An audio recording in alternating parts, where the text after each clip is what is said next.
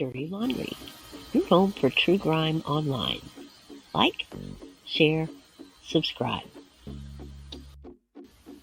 Lights on in the Gramper? Is Grandus back? And is Jeannie waiting for a callback from Dr. Phil? Happy Halloween from Ben Hill Road.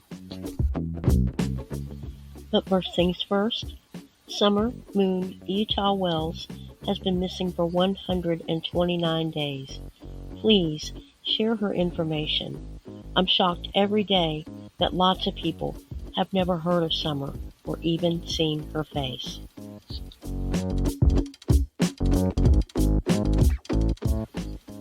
Busy week.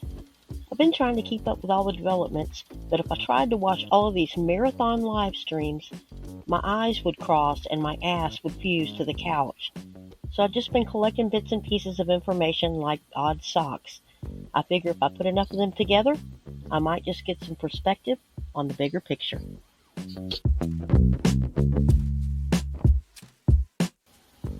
A huge thank you to channels like Crime Stories Obsessed with Emma and Cold Cases with Colette for breaking some of those live shows down for us. Their links are below. Thank you, ladies, for taking one for the team. I really appreciate it.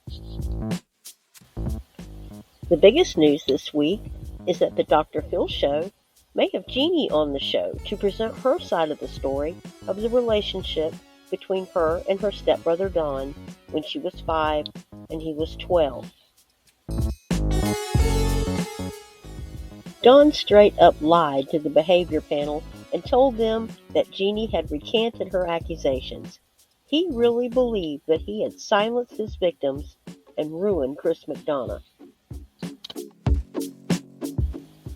But now she is hitting back, and it looks like it's going to be in a very public way. My support is 100% behind her. She, Mary, and the other victims are the only ones to stand up to Don and not back down.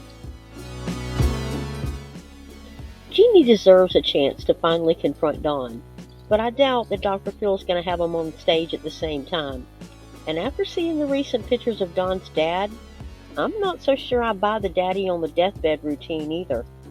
I think Dad looks like he might enjoy a stay at the Hollywood Renaissance Hotel himself.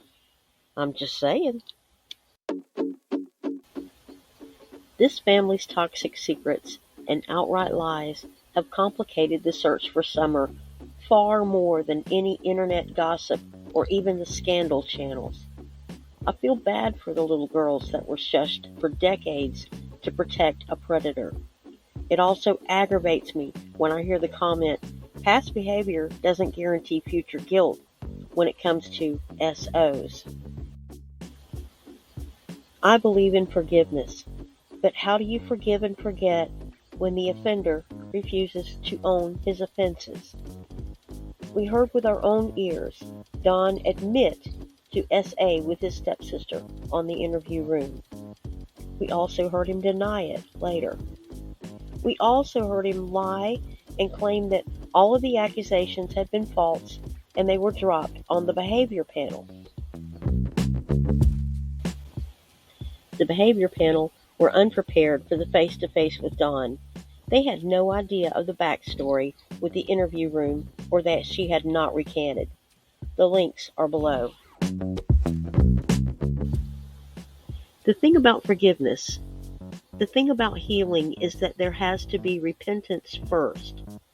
When Don admitted to what he did to Jeannie, I started to see a chance that whatever happened out of childhood ignorance could be forgiven with adult maturity.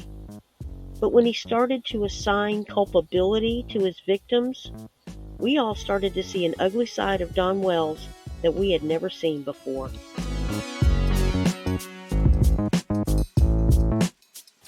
After all these years, Don is still blaming a then 5-year-old Jeannie for being violated and groomed and later threatened into silence. He also admits that Summer, the exact same age, slept beside him in his bed every night until the night she disappeared. Why in the world would Don, knowing full well that we can easily fact-check him, go on the behavior panel and completely deny his admission to Chris McDonough?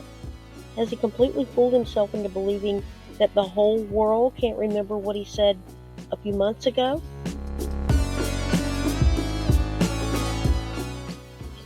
Don's family have been pressured into enabling his behavior for so long that they've completely taught him to justify his actions by playing the victim. He actually had the nerve to say that he and Candace were being crucified. His first words out of the gate to the behavior panel were how he was persecuted by everyone, from the penal system to his own family, his whole innocent life.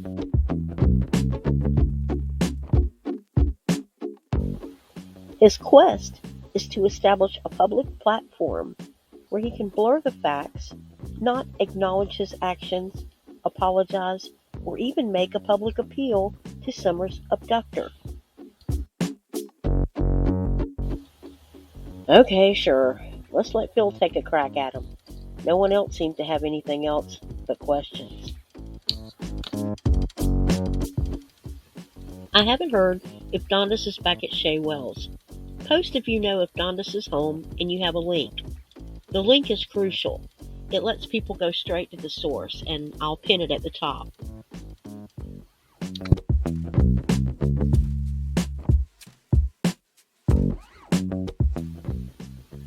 Grandus is reportedly back, and it's not clear if she's packing up to leave or she's there for winter hibernation.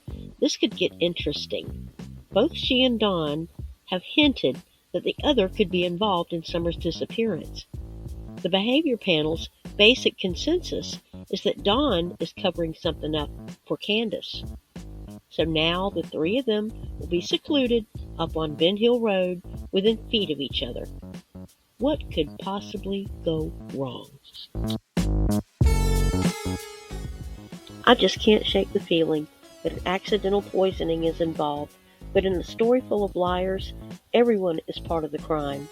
Whether they're hiding the truth out of fear or culpability, they are still enabling the guilty party by hiding the facts. I just wish Phil would give them all across-the-board polygraph and drug tests. It would be the quickest way to cut the personal narratives and find out who knows what really happened to Summer. The guilty would automatically refuse it. Now back to the behavior panel. I'm still trying to fit all of my disappointments into a 5-minute video, but rewatching their first face-to-face interview with Don a few weeks ago, they remarked even then that there would be more than one follow-up, so they'll drag this out, which I hate. They neglected to address so much that I think that first part Thursday was just another commercial, which is getting really old, fellas.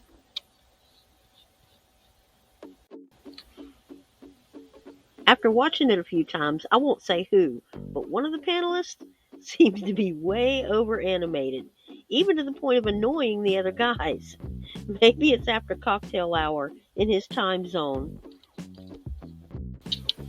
And from Ronnie Lawson and the TBI, surprise, surprise, crickets.